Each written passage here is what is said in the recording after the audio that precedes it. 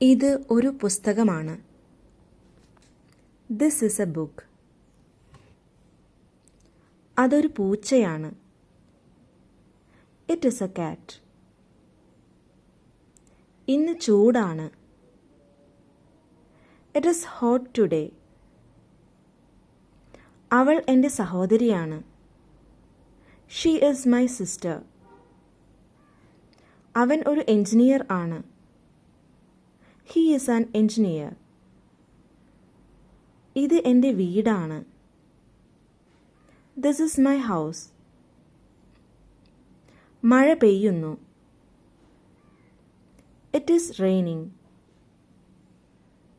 അത് ശരിയല്ല. That is not right.